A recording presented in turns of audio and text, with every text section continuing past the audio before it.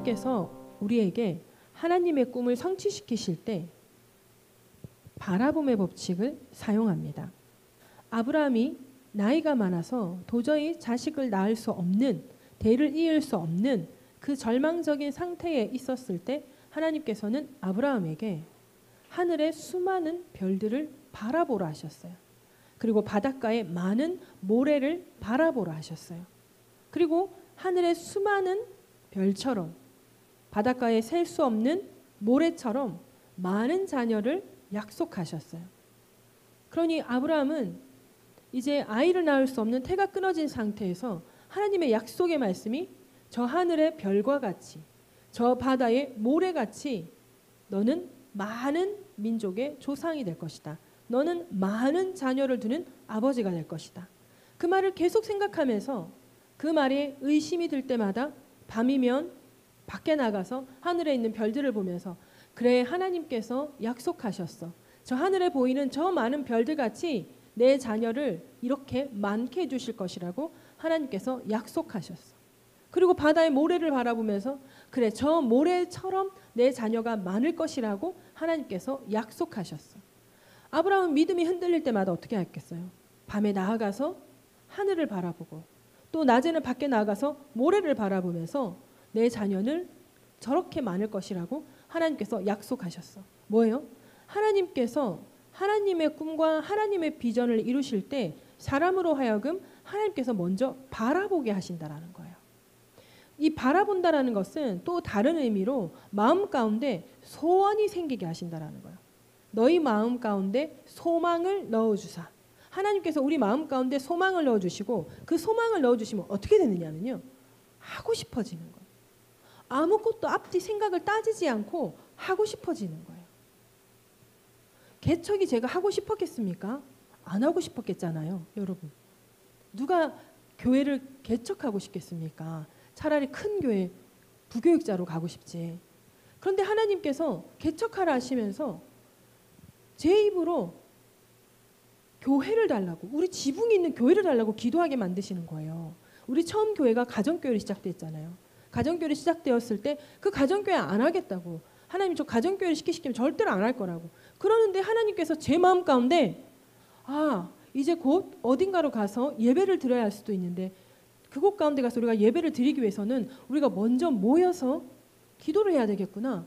기도를 하는 가운데 하나님께서 가정교회를 시작하라는 마음을 주시는 거예요. 절대로 하지 않겠습니다. 가정교회를 시작하라면 개척, 아예 주의 종을 하지 않겠습니다. 막 이러는데 제 마음 가운데 소원이 일어나고, 그리고 그러면 기도로 모여야겠네. 그러면 가정교회를 시작을 해야겠네. 가정교회를 시작을 하고 나서 한 달 만에 이제 하나님께서 허락하신 그 센터 JSTV 기독교 방송국에 거기서 이 예배당을 빌려서 예배를 드렸단 말이죠. 한 6개월 정도 드리는 중에 제 마음 가운데 소원이 또 일어났어요. 하나님, 우리 교회 주십시오. 우리 교회, 제가 앉아서 기도할 수 있는 우리 교회, 우리 강단을 주십시오. 그렇게 제가 기도하게 되더라니까요. 그렇게 기도를 하고 서동이라는 곳에 교회가 세워졌을 때 하나님께 기도했어요.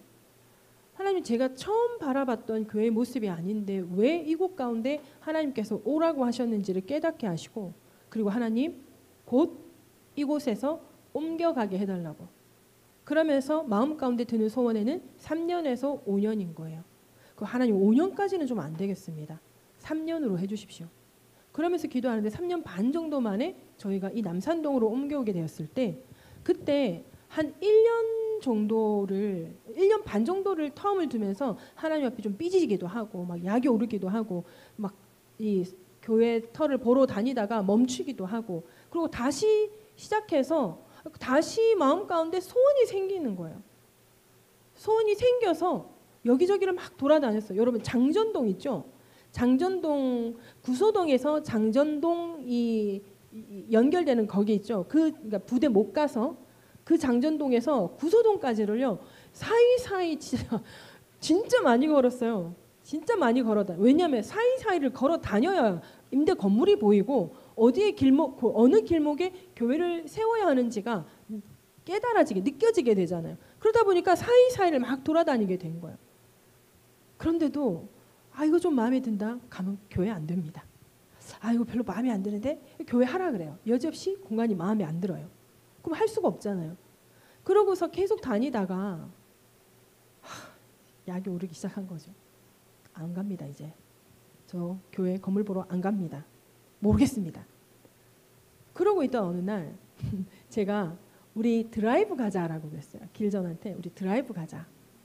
드라이브를 간다고 가는데 제 발길은, 제 핸들은 남산동으로 움직이는 거예요. 남산동으로 와서 저 임대, 계속 임대만 보는 거예요. 그렇게 임대만 보다가 저쪽 찾길에서 이쪽으로 싹 올라오는데 저기 임대 보이네? 임대 저 전화번호 적어. 하는데 전화 안 보여요. 막 플룩플룩거리니까 안 보여. 몇 번에 운전을 하다가 그런 거예요. 몇 번 이렇게 해가지고 한 2번을 보고 번호를 따가지고 불러준 거예요. 그러고는 기도했어요. 하나님께서 허락하시는 공간이면 마침 맞은 공간, 최소한의 비용으로 교회를 할 수 있는 마침 맞은 공간 되게 해주세요. 올라왔더니 막 우리 둘이서 막 마음에 막 뿡뿡뿡 하면서 둘러봤죠. 서로 둘러보고서 야 이 공간 이거 그냥 거의 이거 그대로 놓고 이 사이사이 살짝만 손대면 될 것 같은데, 진짜 최소한의 비용으로 할 수 있을 것 같은데,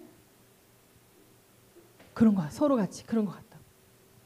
이제 사장을 대화를 해야 되잖아요. 얼마에 얼마다. 하나님께서 허락하시는 곳이라면 좀 깎아지게 해주세요. 그러면 하나님의 뜻인 줄 알고 여기로 하겠습니다. 진짜 깎았는데 깎아줬어요. 그 다음에 계약하러 왔을 때 사장님이 이게 원래 월세를 깎으면 보증금을 올려야 되는데 근데 내가 깜빡하고 보증금 얘기를 안 했다. 안 되죠.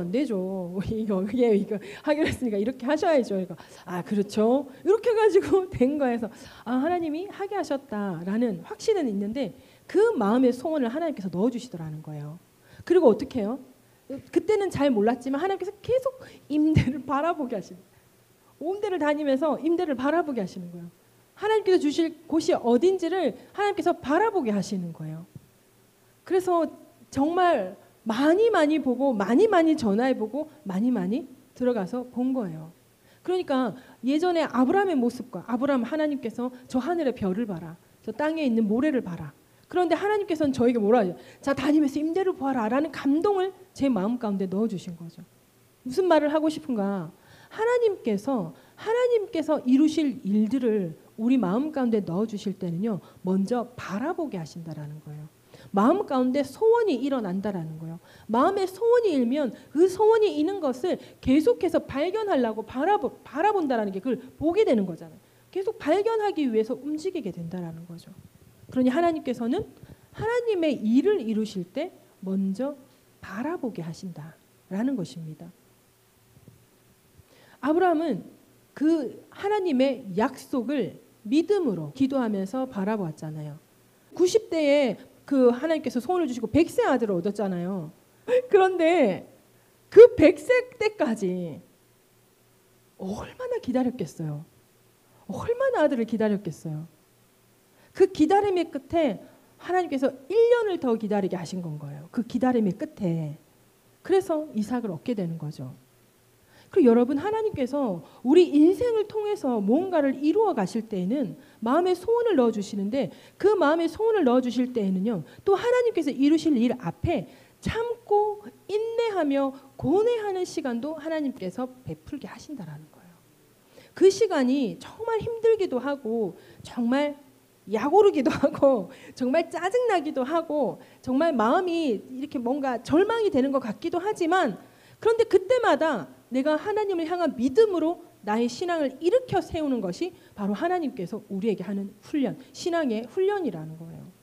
그러한 훈련을 통해서 아브라함은 참으로 믿음의 조상이 되고 그 다음에 많은 민족의 아버지가 되었다라는 거예요. 그리고 하나님께서는 하나님의 일을 하실 때 먼저 바라보게 하신다. 꿈꾸게 하신다. 마음 가운데 소원이 일어나게 하신다라는 겁니다. 그렇기 때문에 우리는요, 무엇을 바라보느냐가 정말 중요하다라는 거예요. 하나님께서 바라보게 하신다. 그러면 이것저것 내가 마음에 소원하는 좋은 거 막 이런 것들을 바라보면 되느냐? 그게 아니라는 거예요. 하나님께서 우리 마음 가운데 소원으로 넣어주시는 그 하나님의 것을 바라보아야 한다는 거예요. 그 무엇을 바라보느냐가 중요하다. 이처럼 중요하기 때문에 우리가 일상생활에 있어서도 바라보는 것이 무엇을 바라보는지가 너무 중요하다라는 거예요. 여러분 눈에, 여러분 마음에, 여러분 손에, 여러분 발에 무엇을 가까이 하고 무엇을 담는지가 중요하다는 거예요. 긍정을 많이 담으면 긍정의 사람이 되는 것이고 부정을 많이 담으면 부정의 사람이 되는 거예요. 좋지 않은 것을 계속 내 눈에 담고 내 손으로 내 발로 가서 바라보고 계속 하게 되면 그러면 그 삶에서 계속 이끌려 버리는 거예요. 그러나 그것이 하나님께서 우리 삶 가운데 베풀어 주시는 것이 아니다라는 그런 여러분 마음이 들어야 되고요. 그런 마음이 든다면 그럼 우리는 무엇을 바라봐야 됩니까? 긍정적이고 창조적이고 소망적인 것을 바라보아야 된다는 거예요. 하나님의 이 성향, 하나님의 어떤 이 역사하심은 긍정적이고 창조적이고 소망적인 데 있는 거예요. 어둡고 이 뭔가 별로 유쾌하지 못하고 뭔가 미혹적으로 이끌리는 것들에는 하나님의 소망이 없다라는 겁니다. 그것은 하나님의 소망으로 가까이 나아가게 하지 못하게 하는 사단의 유혹이라는 거예요. 사단의 미혹이라는 거예요. 근데 세상 가운데 그러한 유혹과 그러한 미혹이 너무나도 많이 있죠. 그러나 하나님께서는 이 땅 터에 하나님의 지혜를 놓으셨고요. 그리고 이 하늘에 견고하게 하나님의 명철을 세워 놓으셨다고 하셨습니다. 그러므로 우리는 어떤 상황 가운데서도 하나님께 기도함으로 미혹된 것들로부터 빠져나올 수 있고 미혹되어 있는 것들로부터 빠져나와야 됩니다가 아니라요. 우리가 하나님을 바라보고 믿음으로 하나님 지혜를 주십시오. 하나님 명철을 주십시오. 라고 하나님을 향하여 하나님을 찾고 기도하면 우리는 그 미혹되어 있는 것들로부터 떠날 수 있게 되어진다라는 것입니다. 우리가 그 미혹되어 있는 것, 긍정적이지 못하고 소망적이지 못한 것에 끌려있고 거기서 계속 그 삶을 사는 그 마음속은 사실은 내가 그곳을 떠나지 않는 나의 선택이라는 거예요. 그러므로 우리는 무엇을 바라봐야 되느냐? 긍정적이고 창조적이고 소망적인 것을, 하나님의 것을 바라보아야 한다는 것입니다. 세상 가운데 무엇을 바라봐야 할지 모를 때 그때 우리에게 필요한 것이 성경을 바라보는 것, 그리고 기도함으로 하나님을 바라보는 것. 그래서 우리의 눈과 우리의 마음 가운데 우리의 영 가운데 하나님의 것으로 채워야 된다는 거예요. 그러면 하나님께서 성경으로 또는 기도하는 가운데 하나님의 음성으로 우리에게 무엇을 바라보아야 할지를 하나님께서 가르쳐 주신다는 것을 믿으시기 바랍니다. 이러한 바라봄의 법칙은 우리가 하나님의 말씀에 집중하는 것이고요. 이러한 바라봄의 법칙은 하나님에게 순종하는 것입니다. 아브라함이 저 하늘의 별을 바라볼 때 믿음 없이 저 별들을 바라보았겠습니까? 믿음 없이 저 땅에 있는 티끌들을 바라보았겠냐는 거예요. 내 마음에 의심이 생길 때, 내 믿음이 연약해질 때 그것을 계속해서 바라보는 건 거예요. 저도 하나님께서 천구만마 세계 비전을 주셨는데 그 천구만마 세계 비전을 처음 받았을 때는 너무나 소망적이고 막 금방 할 수 있을 것 같고 막 이룰 수 있을 것 같고, 그런데 계속 갈수록 안 되고 하나님 이거 좀 아닌 것 같습니다. 하나님 이 비전 바꿔야겠습니다. 그 비전 바꾸려고 기도하는 가운데 열방을 너에게 주리라, 막 옛날 진짜 알지도 못하는 열방을 막 이런 목소리로 있잖아요. 어떤 여성분이 저 안에 있어요. 저 USB 안에 들어있거든요. 기도하는 때 그게 잘 나오지 않는데 왜 3번이나 딱 그 기도만 들어가면 열방을 막 이러면서 너에게 주리라 처음에 못 듣거든요. 한 3번 4번 반복되면 내가 지금 비전 바꾸려고 기도하고 있는데 막 열방을 주리라 막 그 주리라 하면서 막 그런 찬양이 막 들리는 거야. 한 2번 3번 들을 때는 진짜 희한하다. 어떻게 이 기도만 할 때만 되면 저기로 가가지고 저 찬양이 내 귀에 꽂히게 되는 거지? 그러면서 지금까지 비전 안 바꾸고 있는 건 거예요. 그러니 이제는 하나님께서 그 비전을 계속 꿈꾸게 하시니까 주님 그 비전을 이루어 주십시오. 이제 제 마음 가운데 천군만마를 보내어 주십시오. 그래서 천군만마 세계 비전을 이루게 하십시오. 이제 조금 그런 기도가 되는 것 같아요. 그전엔 이걸 바꿔야 그런 생각을 진짜 많이 했거든요. 하나님께서 바라보게 하신 것, 하나님께서 소망으로 넣어주신 거는 우리의 믿음이 흔들릴 때마다 주님의 약속을 믿으면서 바라보아야 하는 것이 여러분 너무나 중요하다는 것을 기억하시기 바랍니다. 베드로도 한번 보세요. 예수님께서 밤에 물리를 걸어오고 있을 때 다들 유령인가 확 놀래가지고 있는데 주님이시거든 나로 걸어오게 하소서. 베드로야 걸어와라. 주님 보면서 막 가니까 물 위를 진짜 베드로가 걸어간 거예요. 막 걸어가는데 이제 막 풍랑이 너무 일고 막 무섭자. 막 걸어가다가 예수님만 바라보고 걸어가다가 이제 걸어가지니까 이제 막 풍랑이 보이고 막 내가 지금 물 위에 떠 있나? 내가 지금 어떻게 걷고 있는 거지? 막 그게 보이는 거. 막 빠질 것 같고 무섭고 두렵고.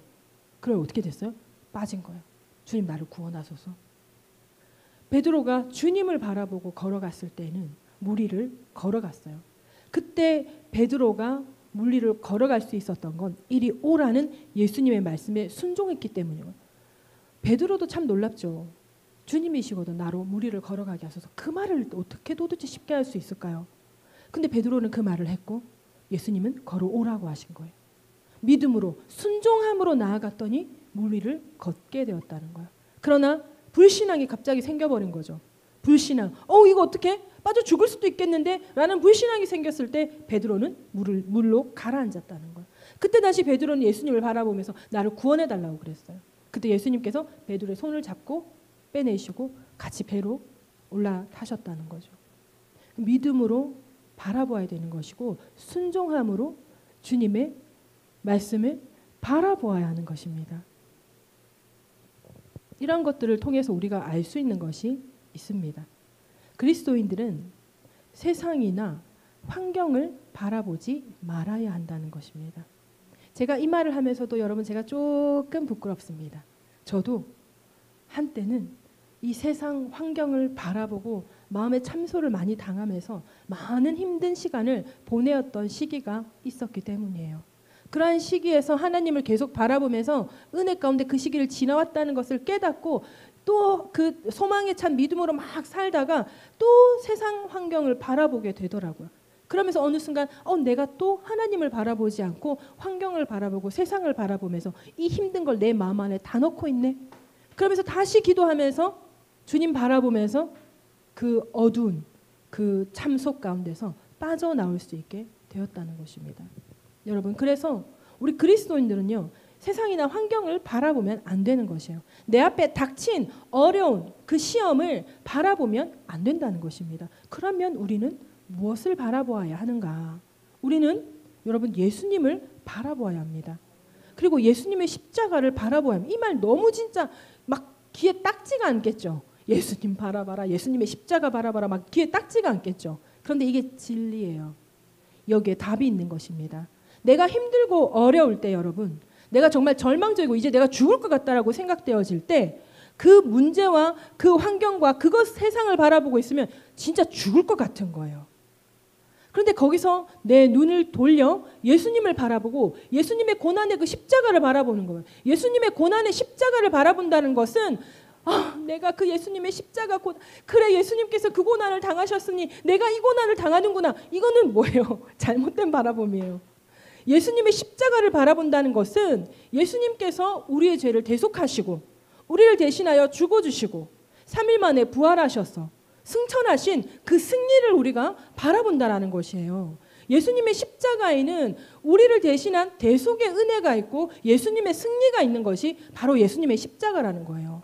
그러므로 예수님의 십자가를 바라보실 때 여러분 절망을 바라보는 것이 아니라 부활 승리하신 그 예수님의 십자가를 바라보아야 한다는 거예요. 그리고 하나님의 약속의 말씀을 바라보아야 합니다. 저 같은 경우에는 여러분 하나님께서 비전을 막 주시고 환상을 보여주시고 그러면서 무엇 때문에 교회를 개척해야 되고 무엇 때문에 지금 이 상황 가운데 이 말씀을 선포해야 되고 이런 것들을 하나님께 받으면서 가니까 하나님의 음성을 그래도 여러분들보다는 조금 더 자연스럽게 많이 듣잖아요. 근데 그렇다고 제가 여러분 그 음성만을 기다리고 있는 게 아니에요. 성경을 읽고 성경을 듣는 거예요. 지금 성경을 읽기가 너무 불편해지니까 성경을 읽기가 불편해졌어요. 나이가 드니까 성경을 읽기가 불편해져. 이 글자가. 근데 글자를 큰 거를 바꾸려니까 익숙하지가 않아서 성경에 집중이 안 되는 거예요. 그러면 저는 이제 성경을 그만 읽어도 될까요? 아니잖아요. 제가 찾은 방법은 성경을 듣는 거였어요. 이제 성경을 들어야겠다. 성경을 그동안에 좀 읽어놓았으니까 성경을 들으면서 성경의 앞, 뒤를 생각하면서 거기를 듣는 거예요. 그러면 이제 하나님께서 깨달아지는 은혜도 주시고 어떤 말씀을 선포해야 될지도 주님께서 알게 하시고 그러면서 그것을 뽑아서 여러분 설교를 하게 되는 거, 준비를 하게 되는 거예요. 제가 그랬잖아요. 성경을 계속 읽으면, 성경을 계속 들으면 성경이 내 머릿속에서 이렇게 펼쳐지는데 그 펼쳐진 성경의 말씀이 이렇게 뽑아져 나온다. 그렇게 말씀을 드린 적 기억하시죠? 이게 바로 뭐라고요? 4차원의 영적 세계에서 말씀이 살아서 뽑아져 나오는 거예요. 성경을 계속 읽고 성경을 계속 들으면 그러한 하나님의 은혜가 있습니다. 여러분 성경을 진짜 많이 들어보십시오. 성경을 진짜 많이 읽어보십시오. 성경을 읽다가 여기 왜 이렇게 되어 있지? 이제 그때 뭐 어떤 상황이냐고요? 어떤 상황이라고 그랬어요? 이 성경에 대한 배경 지식이 필요한 상황이라고요. 그럼 어떻게 해야 돼요? 이 성경에 대한 배경 지식을 얻을 수 있는 어떤 성경의 이런 거, 노트 성경, 공부 성경, 막 이런 것들을 보아서 성경에 이 챕터 들어갈 때마다 그 배경 지식, 이 쓰여진 시대, 누가 썼는지, 왜 썼는지 그런 내용들을 알고 성경을 다시 보게 되면 또 하나님께서 더 깊은 깨달음의 시간을 주신다라는 거예요. 그러니 우리는 하나님의 그 약속의 말씀을 바라본다는 것이 나에게 1대1로 레마로 주신 말씀만을 바라보는 것이 아니라 로고스의 말씀도 바라보아야 된다는 거예요. 로고스의 말씀을 통해서 우리가 하나님께 알게 되는, 하나님께서 나에게 깨닫게 해주시는 그 소망의 말씀이 참으로 큽니다. 그러니 레마의 말씀에만 귀를 기울이려고 하지 마시고 그러니까 로고스의 말, 그러니까 성경이 읽다가 보면 하나님께서 나에게 주신 말씀이 이게 희한하게 훅 들어온다니까요. 성경을 들으면 안 그럴 것 같아요? 성경을 딱 듣고 있으면요 쑥쑥쑥 흘러가다가 하나님께서 나에게 넣어주시는 말씀은 귀에 이렇게 쫙 꼽혀가지고 일로 나가는 게 아니라 이렇게 귀를 쫙 꼽혀가지고 내 뇌를 이렇게 뺑뺑 도는 거예요. 이게 바로 성경을 보면서 글자가 훅 튀어나온다. 성경을 들으면서 글자가 나가지 않고 머릿속에서 계속 뺑뺑 돈다. 머릿속에 뭐 생각 뭐야? 4차원의 영적 세계. 거기서 말씀이 뺑뺑 돌면서 그 말씀을 씹고 또 씹는 거예요. 이렇게 하나님께서는 우리에게 하나님의 말씀을 통해서 깨닫게 하시거든요. 그러므로 하나님의 말씀을 바라보아야 합니다. 그리고 하나님께서 우리 마음 가운데 넣어주신 소망, 그 꿈을 바라보아야 합니다. 이러한 바라봄은요, 순종 없이는 절대로 안 되는 거더라고요. 하나님을 믿는 믿음은 우리의 순종이에요. 없는 것을 있는 것으로 바라본다는 것은 하나님의 말씀을 믿는다라는 우리의 응답인 거예요. 그러니 하나님의 말씀을 바라보는 것이 바로 하나님의 말씀에 순종하는 것입니다. 이러한 순종한다라는 것은 되면 한다가 아니에요. 하나님께서 이렇게 해주시면 내가 당연히 하지. 하나님께서 나의 어떤 뭐를 이렇게 만들어주시면 내가 뭐든 하지. 이 순종이 아니에요. 하나님의 뜻이라면 한다. 하나님의 말씀이라면 한다. 그러므로 하나님이 하시면 된다. 라는 믿음을 갖는 것이 바로 순종인 것입니다. 순종한다는 것은 내가 생각하기에는 이 길이 아닌 것 같지만 이거 아닌 것 같은데 이거 하면 딱 폭망인데 막 이런 거 있잖아요. 요즘 말로 폭망 맞아요? 그런 마음이 들 때가 있을 거예요. 여러분. 이거 하면 안 되는데 이렇게 하면 진짜 안 될 것 같은데 그런 생각이 들 때가 있다는 거예요. 그런데 이런 생각이 들어서 이 길이 아닌 것 같지만 순종한다라고 하는 것은 하나님께서 가라고 하셨으면 가는 거고 하나님께서 하라고 하셨으면 하는 거예요. 이게 아닌 것 같은데라는 마음은 먹을 수 있어요. 사람이잖아요. 그러나 하나님께서 하라고 하셨으니까 내가 한다. 이게 순종인 거예요. 이게 바로 믿음인 거예요. 히브리서 11장 8절에 믿음으로 아브라함은 부르심을 받았을 때 순종하여 장래 유업으로 받을 땅에 나아갈새 갈 바를 알지 못하고 나아갔으며 우리는 뭐예요? 아브라함이 순종을 했는데 순종을 하나님께서 네 고향 땅 아버지를 떠나라 라고 했을 때 그냥 떠나라는 거예요. 아브라함에게는. 근데 우리는 뭘 알아요? 장래 유업으로 받을 땅. 아브라함 그게 있었구나. 그러니까 나아갔지 라고 우리가 생각할 수 있는데 창세기를 보면 본토지 너희 아버지 집을 떠나라 예 하고 떠난 거예요. 어디로 가야 할지 말씀해 주지 않고 왜 가야 하는지 말씀해 주지 않고 그냥 떠나라. 그래서 아브라함은 네 하고 떠난 거예요. 우리가 알기로는 장래 유업으로 받을 땅이 있다는 것을 우리는 결과니까 알잖아요. 근데 아브라함은 몰랐던 거예요. 이와 같이 하나님의 말씀이라면 아브라함과 같이 갈 바를 알지 못하고도 무작정 따라 나서는 것이 순종이고 믿음이라는 것입니다. 그런데 여러분, 오늘날의 시대는 자신의 마음에 옳다고 생각하는 대로 판단하고 결정하는 시대라는 거예요. 이렇게 해라 라고 할 때 네 라고 했는데 이거 좀 아닌 것 같아. 나 이렇게 하라고 다르게 할래. 이렇게 하는 시대라는 거예요. 자신의 마음에 들지 않으면 행동하지 않는 시대가 오늘날의 시대라는 것입니다. 그렇다 보니까 어떻게 돼요? 옳음의 기준이 모호해지는 거예요. 내 마음에 들지 않으면 안 하는 거지, 저것이 옳다라 아무리 옳아도 내 마음에 들지 않으면 안 하는 건 거예요. 그러니까 내 마음에 옳다고 생각하는 대로 자신이 하고 싶은 대로 하는 게 옳은 시대가 된 거예요. 그게 옳지. 내가 하고 싶으면 하는 게 그게 옳지. 이런 워딩은 좀 다른데 지금 이런 이야기들이 많이 되어지고 있잖아요. 그러니까 어떻게 된 거예요? 옳음의 기준이 모호해진 거예요. 보세요. 옳음의 기준이 자신에게 있으면 자신의 기분에 따라 행동하잖아요. 자신의 마음에 드는 데 따라서 행동하잖아요. 그게 옳다라고 해버리니까. 내가 하고 싶은 게 옳다라고 하니까. 그런데 여러분, 옳다라는 단어의 뜻은 사리에 맞고 바른 것이에요. 내 마음에 드는 게 사리에 맞고 바를 수 없는 것이 너무나 많다라는 거예요. 내 기분에 좋은 것이 사리에 맞지 않고 바르지 않은 것이 너무나 많다라는 것입니다.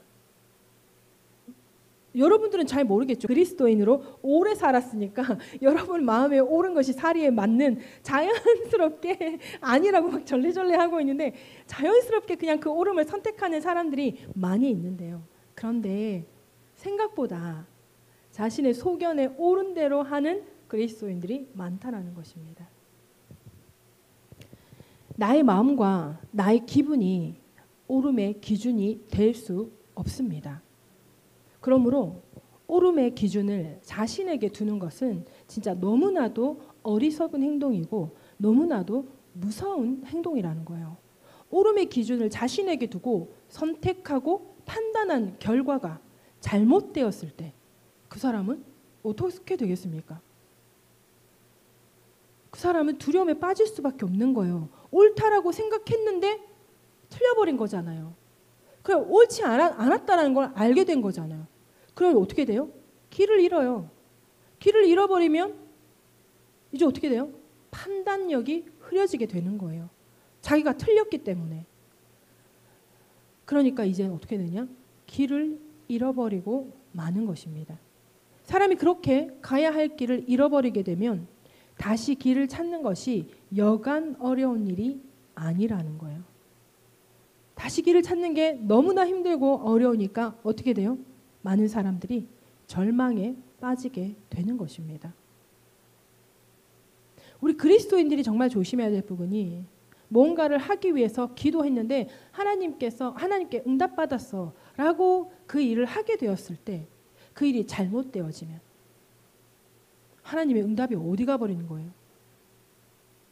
물론 성경에는 하나님의 뜻 가운데 잘못되어지는 그런 경우도 있습니다. 그런데 그런 경우는 정말 믿음으로, 쉽게 말하면 버텨내야 되는 건데요. 그런 믿음으로 버텨내는 시간은 아무에게나 허락하시는 시간이 아니에요, 여러분. 절망 가운데 아무 잘못이 없는데 하나님의 선택을 행한 것 같은데 뭔가 어려움이 생기고 절망이 생겼을 때 그 절망의 시간을 주는 것은 정말 그 사람을 통해서 하나님께서 하실 일이 있을 때, 그 일이 너무 큰 사람들, 그런 사람들에게는 하나님께서 그 절망의 시간을 허락하시는 거예요. 왜? 단련해야 되니까. 단련하면 단련할수록 정금이 되어 나오잖아요. 하나님의 일을 크게 할 사람은 그런 단련의 시간이 필요한 거랍니다. 그러나 일반적으로는 하나님의 음성에 귀를 기울여서 기도하고 응답을 받아야 되는데 응답 받았다라고 하는 것이 사실은 자기가 좋은 거, 자기의 소견에 옳은 거, 이것을 응답으로 착각해버리는 거예요. 또는 착각이라기보다는 그냥 좋은 것을 선택해 버린다는 것입니다. 그러므로 우리가 옳음의 기준은 반드시 두어야 합니다. 옳음은 뭐예요? 사리에 맞고 바른 것, 이것이 옳음이에요. 또한 이 옳음의 기준은요, 진리에 있습니다. 진리란 참된 이치, 참된 도리를 말합니다. 그러므로 옳음은 하나님의 말씀이라는 것입니다. 하나님의 말씀이 옳음이고 하나님의 말씀이 진리라는 것입니다. 우리 크리스천들에게는 순종이 너무나도 중요하잖아요. 우리는 순종이 너무나도 중요한데 옳음의 진리에 대한 순종을 해야지, 옳지 않은가, 진리인지 아닌지 모르겠는 것, 옳은지 아닌지 모르겠는 것, 그런 거에 우리가 순종할 수 있습니까? 아니잖아요. 여러분, 하나님을 믿는 믿음 가운데 하나님의 말씀은 1.1핵도 변함이 없으시고 하나님의 말씀은 1.1핵도 거짓이 없으시다는 여러분 그 확신이 있어야 돼요. 하나님은 세상을 창조하신 분이라는 거. 하나님의 말씀을 우리에게 주신 이 로고스의 말씀은 여러분들 계속 읽다가 보면요, 우리가 아직까지 풀어내지 못하고 아직까지 이해되지 못하는 부분이 있어도 하나님의 말씀이 거짓으로 드러나는 것은 아무것도 없다라는 거예요. 이러한 여러분 믿음과 이러한 확신이 있어야 여러분 이 하나님의 말씀에 순종할 수 있지 않겠습니까? 하나님을 향한 믿음이 있다라고 해서 하나님의 말씀에 순종하지 않는다, 믿음 없는 겁니다, 여러분. 하나님의 말씀에 순종한다라고 하는 것은 절대적인 거예요. 확실하니까, 거짓이 없으니까, 100%니까 순종할 수 있는 거예요. 믿으니까 순종할 수 있는 거예요. 하나님의 말씀은 여러분 그런 겁니다. 저는 그렇게 믿습니다. 그래서 저는 하나님께서 저에게 주시는 말씀이 너무나 중요하고 하나님께서 저에게 주시는 말씀이 있는 게 너무나 소중한 건 거예요. 하나님의 응답이 그래서 저에게 너무나 중요하다라는 것입니다. 하나님의 말씀에 옳음이 있고 하나님의 말씀에 진리가 있기 때문에 여러분 우리는 하나님의 말씀에 순종하기만 하면 되는 것을 믿으시기 바랍니다. 그러므로 하나님께서 우리에게 말씀을 하시면 여러분의 개인적인 삶 가운데, 여러분의 가정 가운데, 그리고 우리 교회 가운데 하나님께서 우리에게 말씀하시면요, 여러분 우리는 그것이 우리의 힘으로 가능한지 안 한지를 생각하는 게 아니라 하나님께서 주신 말씀이 맞는지를 먼저 생각하며 기도해야 한다는 것입니다. 그리고 하나님께서 주신 말씀이 맞다면 우리는 그냥 그 뜻에 순종하기만 하면 되는 것입니다. 왜 그렇습니까? 하나님의 말씀에는 좀 전에 말씀드렸죠. 1.1핵도 변함이 없으시고 거짓이 없으시기 때문에 하나님이 하신다면 모든 것은 이루어지게 되기 때문인 것입니다. 오늘 본문입니다. 같이 한번 읽어봅니다. 시작. 여호와께서 번제와 다른 제사를 그의 목소리를 청종하는 것을 좋아하시는 같이 좋아하시겠나이까. 순종이 제사보다 낫고 듣는 것이 순양의 기름보다 나으니. 아멘. 하나님께서는 제사 오늘날 뭐죠? 우리의 예배를 받으시는 것을 주님께서 기뻐하시겠습니까? 기뻐하지 않으시겠습니까? 하나님께서 우리를 왜 지었는지를 우리는 기억해야 돼요. 하나님을 찬양하게 하기 위해서, 하나님을 예배하게 하기 위해서 하나님께서 우리를 지으셨어요. 그럼 하나님께서는 우리의 예배를 받으시는 것을 기뻐하실까요? 기뻐하지 않으실까요? 우리의 예배를 받기를 원하시는 분이에요. 그런데 하나님이 왜 우리의 예배를 받지 않겠다 하시고 우리의 예배 받는 것을 싫어하신다, 이런 얘기가 나옵니까? 왜 그럴까요? 할 말은 있는데 소리를 내려니까,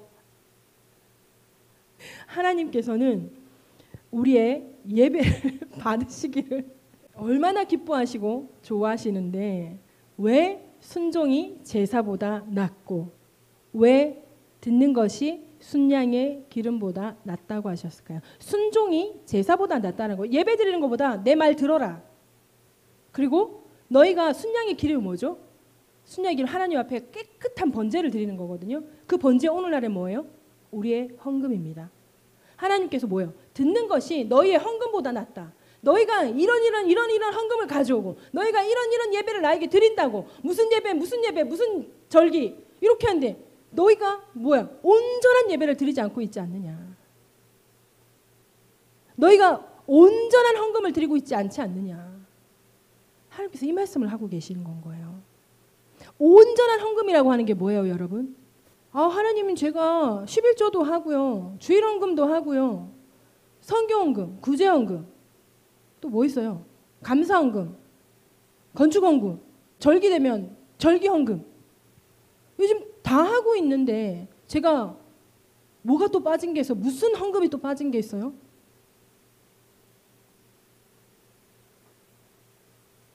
하나님께서 오늘 이 말씀으로 뭐라고 말씀하시냐면 너의 중심이 빠졌다라고 하는 겁니다. 형식적인 헌금이 아니라 하나님께서 다 정해놓으셨잖아요. 이런 헌금으로 나에게 바치라. 다 정해놓았는데 그러한 하나님 앞에 예물을 드릴 때 하나님께서 뭐라 하셨어요? 누르고 흔들어 차고 넘치도록 하여서 우리에게 대갚아 주시나. 너희가 11조를 드려봐라. 내 곳간에 넣어봐라. 너희의 이 축복이 넘치는지 넘치지 않는지 한번 너희가 드려봐라. 하나님께서 하나님을 시험해보라고 하는 것은 말라기에 있는 그 11조밖에 없다라는 거예요. 하나님 저 11조 드리고 있는데요. 근데 왜 저는 축복이 차고 넘치지 않아요? 온전한 11조여야 된다라는 거예요. 마음과 중심과 하나님께서 바치라고 하는 그 예물이 제 마음의 중심에서 참으로 감사함으로 하나님께 드려져야 된다라는 거야. 내 감사한 마음이 없네. 그건 나 못 드리겠다. 이게 아니라는 거예요. 하나님께서는 반드시 하나님을 찾을 때마다 번제, 예배, 헌물을 하나님께 드리라고 했어요. 자, 그러면 기왕 하나님께 드리는 거 거기에 우리의 마음을 같이 담아 드린다라는 거죠. 물질의 주인이 하나님이심을 인정하면서 하나님께 그 예물을 드리는 겁니다. 그렇게 될 때에 이것이 바로 온전한 헌금이 되는 건 거예요.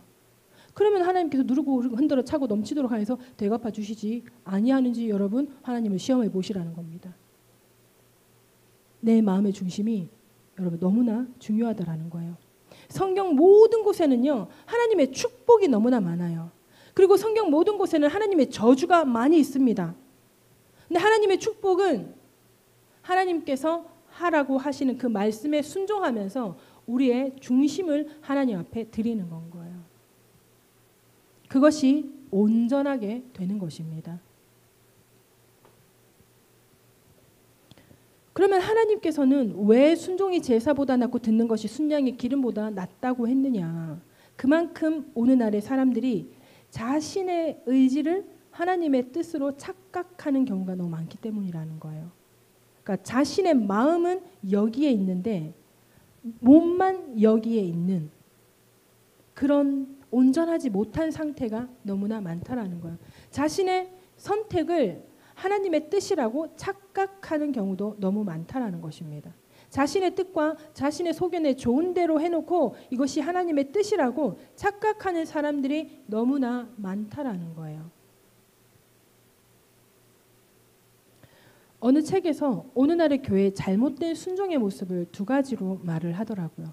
첫 번째는 목사님이 하나님처럼 군림하고 그 말에 무조건 순종해야 하는 교회가 있다라는 것입니다. 여러분 저는 어때요? 군림? 여러분 웃는 거 보니까 군림은 아닌 것 같네요. 두 번째는요. 모든 것을 민주적으로 처리해서 하나님이 아닌 사람들이 모여서 운영하는 교회가 있기도 하다는 것입니다. 사실 저는 이 두 번째 글을 읽으면서 제 간담이 서늘해졌어요. 제 모습 같았거든요. 목사가 하나님의 말씀을 받고 하나님의 응답을 듣고 성도를 위해서 기도해 주면서 하나님의 음성을 듣고 이 성도에게 해주시는 하나님의 말씀을 알고 있다고 해서 너 나에게 순종해. 내가 하는 말 다 지켜. 이렇게 하면 안 된다는 것은 너무나 잘 알고 있었어요. 그리고 그렇게 하나님께서 나에게 넣어주시는 그 여러분들을 향한 하나님의 음성이 퍼즐 한 조각 두 조각에 불과하다는 걸 저는 이미 알고 있다는 거죠. 그렇기 때문에 때로는 여러분들을 기도해 주면서 보게 되는 환상과 듣게 되는 그 하나님의 음성을 여러분들에게 다 전달하지 않을 때도 있다라는 것입니다. 왜냐하면 퍼즐이 완성되지 않았으니까. 그래서 이 부분만 놓고 보면 너무나 좋은 것이고 또 이 부분만 놓고 보면 너무나 안 좋은 것인데 하나님께서 그 좋고 나쁨의 것을 어떻게 풀어가실지 그 결과, 중간과 결과를 제가 받지를 못한 거예요. 그러다 보니까 여러분들에게 그 모든 걸 다 이야기해 줄 수 없어요. 그러나 제가 하나님의 음성을 들을 줄 안다고, 여러분 기도하면서 하나님의 환상을 볼 줄 안다고 제가 하나님처럼 여러분들 앞에 군림하지 않아야 된다는 것은 너무나 잘 알고 있었는데, 저는 사실 우리 교회의 어떤 모든 것은 아니겠지만 어떤 것들, 정말 결정하기 어려운 것들을 해나갈 때 제가 민주적으로 처리했던 때가 있었다는 것을 제가 기억하게 된 거예요.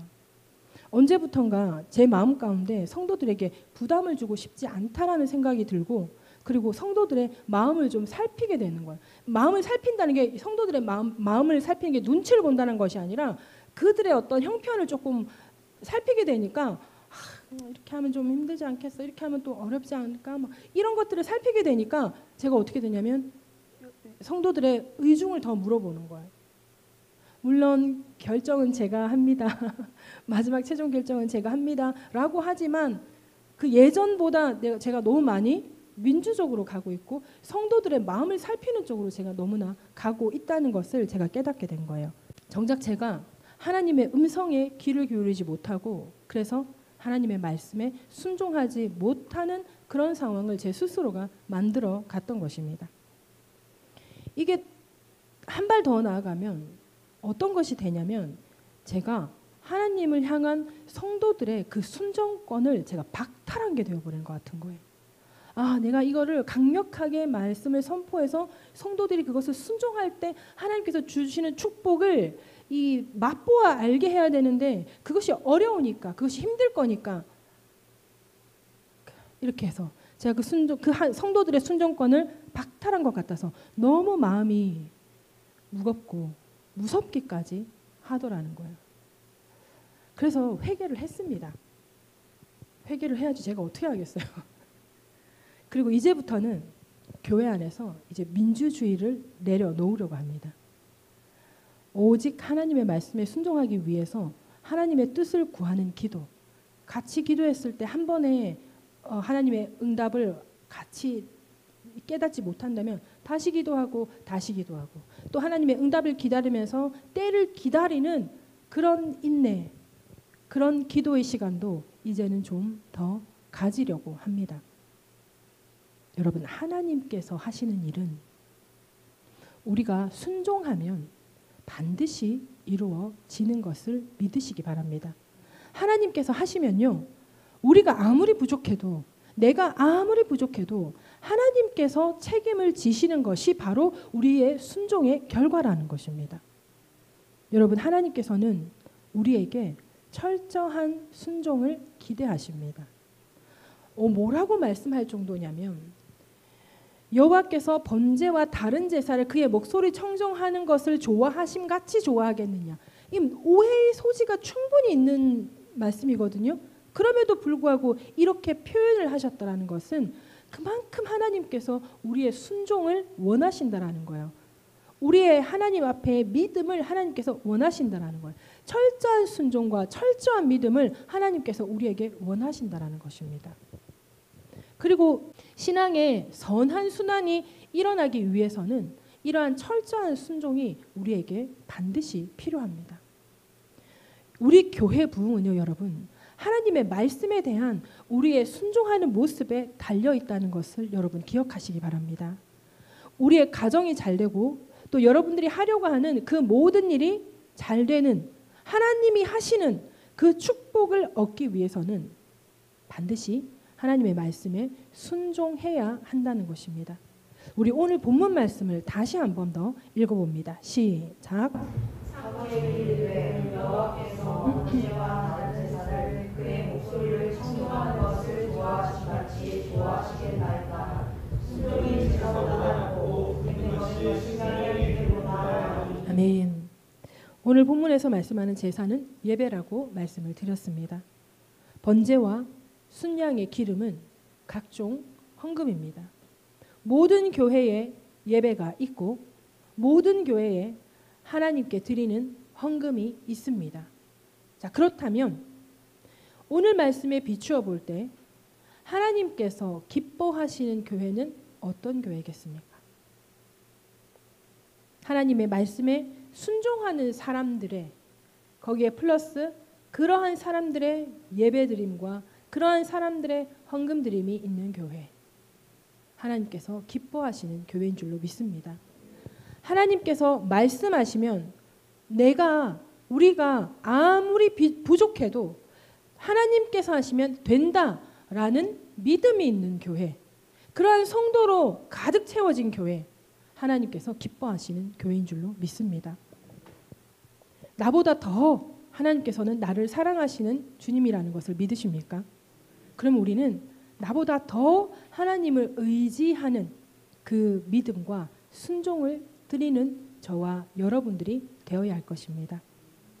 기도하십시다. 모름지기 교회는 하나님께서 기뻐하시는 교회가 되어야 할 줄로 믿습니다. 그래야 하나님의 구원이 있고 하나님의 축복이 있는 것입니다. 이제 우리가 하나님께서 기뻐하시는 순종을 드리기로 결단하면서 우리 주여 1창하고 기도하십니다. 주여